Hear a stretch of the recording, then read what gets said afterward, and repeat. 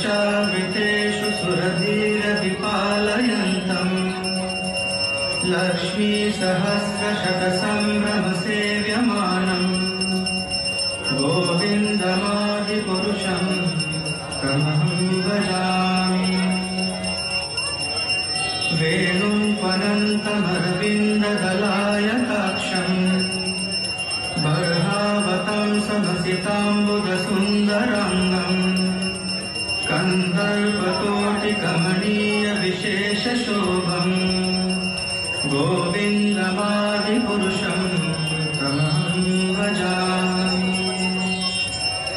आलोलचन्द्रकलसद्वनमाल्यवंशी रथाङ्गदं प्रणयकेलिकलाविलासम् श्यामं त्रिभङ्गललितं नियतप्रकाशम् गोविन्दमादिपुरुषं तमहं भजामि।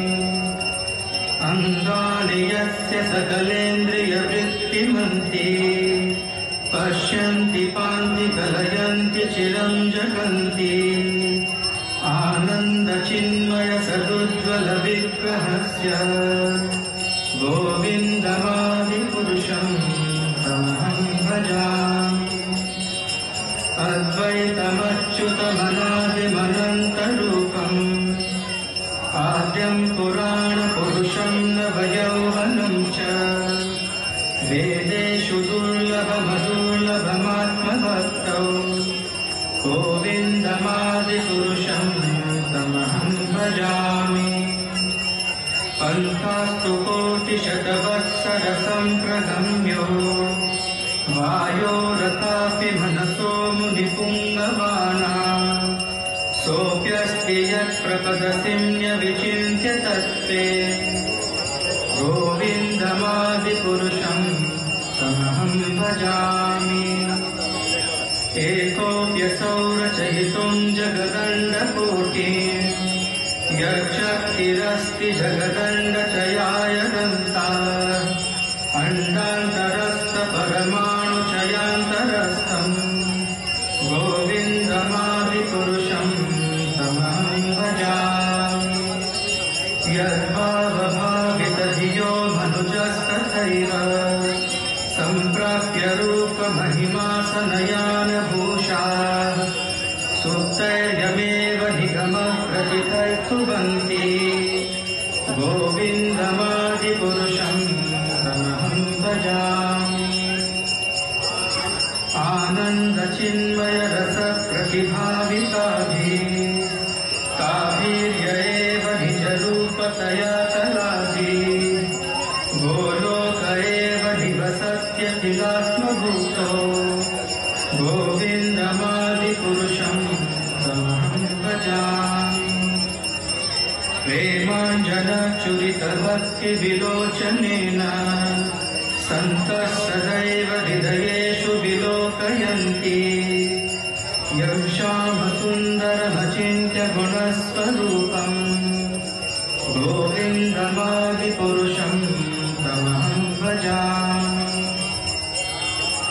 रामादिमूर्तिषु कलानियमेन तिष्ठा नानावतारमकरोत् भुवनेषु किन्तु कृष्णस्वयं समभवत् परमः पुमान्यो गोविन्दमादिपुरुषं तमहं भजामि। यस्य प्रभा प्रभवतो जगदण्डकोटि कोटिस्वशेषवसुधादिविभूतिभिन्नम् तद्ब्रह्मनिष्कलमनन्तमशेषभूतं गोविन्दमादिपुरुषं तमहं भजामि। माया हि यस्य जगदण्डशतानि सूते त्रैगुण्यतद्विषयवेदवितायमाना सत्त्वावलम्बि परसत्त्वविशुद्धसत्त्वं गोविन्दमादिपुरुषं तमहं भजामि। आनन्दचिन्मयरसात्मकया मनस्सु यः प्राणिनां प्रतिफलं स्मरतामुपेत्य लीलायितेन भुवनानि जयत् जगत्यजस्रं गोविन्दमादिपुरुषं तमहं भजामि। गोलोकनाम्नि निजधाम्नि तले च तस्य देवी महेश हरिधाम सुतेषु तेषु ते प्रभावनिचया विहिताश्च येन गोविन्दमादिपुरुषं तमहं भजामि। सृष्टिस्थिति प्रलय साधन शक्तिरेका छायेव यस्य भुवनानि बिभर्ति दुर्गा इच्छानुरूपमपि यस्य च चेष्टते सा गोविन्दमादिपुरुषं तमहं भजामि।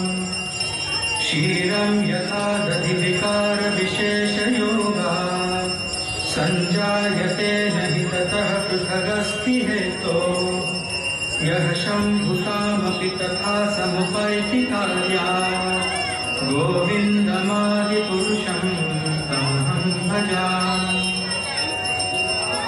दीपाचिरेव हि दशान्तरमभ्युपेत्य दीपायते विवृतहेतुसमानधर्मा यस्ताग एव हि च विष्णुतया विभाति गोविन्दमादिपुरुषं तमहं भजामि। यः कारणार्णवजले भजति स्म योगा निद्रामनन्तजगदण्डसरोमकूपा आधारशक्तिमवलम्ब्य परां स्वमूर्तिं गोविन्दमादिपुरुषं तमहं भजामि। यस्यैकनिश्वसितकालमथावलम्ब्य जीवन्ति लोमविलजा जगदण्डनाथा विष्णुर्महांस इह यस्य कलाविशेषो गोविन्दमादिपुरुषं तमहं भजामि। भास्वान् यथा स्वशकलेषु निजेषु तेजा स्वीयं कियत् प्रकटयत्यपि तत्त्वदत्र ब्रह्माय एष जगदण्डविधानकर्ता गोविन्दमादिपुरुषं तमहं भजामि। यत्पादपल्लवयुगं विनिधाय कुम्भ द्वन्द्वे प्रणामसमये स गणाधिराजा विघ्नान् विहन्तु मलमस्य जगत्त्रयस्य गोविन्दमादिपुरुषं तमहं भजामि। अग्निर्महीगगनमम्बुमरुद्विषश्च कालस्तथात्मनसीत्य जगत्त्रयाणि यस्माद्भवन्ति विभवन्ति विशन्ति यं च गोविन्दमादिपुरुषं तमहं भजामि। यच्चक्षुरेश सविता सकलग्रहाणां राजा समस्तसुरमूर्तिरशेषतेजा यस्याज्ञया भ्रमति संवृतकालचक्रो गोविन्दमादिपुरुषं तमहं भजामि। धर्मोऽथपापनिचयश्रुतयस्तपांसि ब्रह्मादितीतपटगावधयश्च जीवा यत्तत्तमप्रविभवप्रकटप्रभावा गोविन्दमादिपुरुषं तमहं भजामि। यस्मिन्द्रगोपमथवेन्द्रमहोस्वकर्मा बन्धानुरूपफलभाजनमातनोति कर्माणि निर्दहति किन्तु च भक्तिभाजान् गोविन्दमादिपुरुषं तमहं भजामि।